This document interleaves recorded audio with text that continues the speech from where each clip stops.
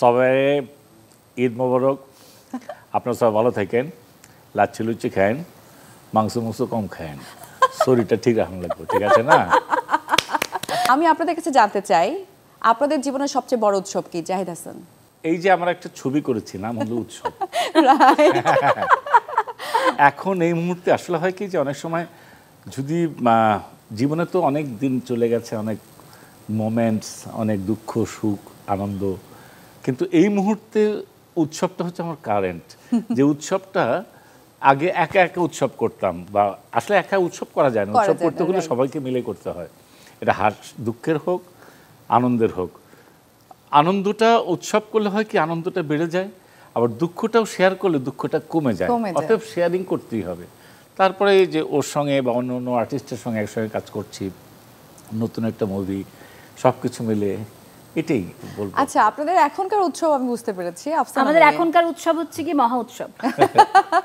এই মহা উৎসব নিয়ে আমি অনেক কথা বলবো আজকে, শুনতে চাইবো, কিন্তু সত্যিকার অর্থে যদি জীবনের দিকে তাকাই, সেখানে বড় উৎসবটা কি ছিল, জীবনের সবচেয়ে বড় উৎসব? উৎসবের কথা যদি বলো, জাহিদ কিন্তু খুব সুন্দর একটা কথা বলেছে। আমাদের না জীবনের বিভিন্ন পর্যায়ে গিয়ে কিন্তু আমাদের ভাবনাগুলো বদল হয়। ট্রু, ঠিক আছে। তো ছোটবেলায় উৎসব বা ছোটবেলায় ঈদের উৎসব, সেইটার যে একটা আনন্দ ছিল বা সেইটার যে একটা ধরন ছিল, যখন বড় হয়েছি সেটার ধরন আবার আরেকটা হয়েছে। আমি নিশ্চিত যে জাহিদ ছোটবেলায় সালামি নিতে যেরকম মজা পেত, এখন সালামি দিতে সেরকম মজা পায়। ঠিক আছে, আমিও নিয়ে নিব আজকে। আজকে এইবার তুমি যদিও উৎসব নিয়ে অনেক গল্প করবে, কিন্তু এই মুহূর্তে যদি আজকে বলো আপনাদের বড় উৎসব কোনটা, আমাদের এবার ঈদে রিলিজ হতে যাচ্ছে আমাদের উৎসব, সেটাই এখন সবথেকে অনেক বড় একটা উৎসব। আর এত এত মানে গুণী মানুষ এই মুভির সাথে রিলেটেড যে সবাই দেখতে চাইবে। আমি একটু জানতে চাই যে শাহজাহানের সাজানো বাগান ঠিক আছে কিনা জাহিদ ভাই, হয়ে যাবে নাকি একটা পুরান ঢাকার ডায়লগ? সবাই ঈদ মোবারক। আপনারা সবাই ভালো থাকেন, লাচ্ছি লুচি খায়েন, মাংস কম খায়েন, শরীরটা ঠিক রাখুন লাগবে, ঠিক আছে না? দারুণ, এক কথায় দারুণ।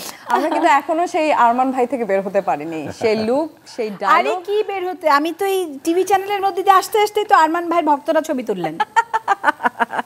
হ্যাঁ, আরমান ভাই কখনো আমাদের কাছে পুরনো হবে না। আরমান ভাই সবসময় একই রকম থাকবে, এবং আরমান ভাইয়ের সাথে হয়তোবা উৎসবের এই যে সাজানোর অনেকটুকু মিল রয়েছে, হয়তোবা ডায়লগের ক্ষেত্রে অন্তত বলতে পারি এটা।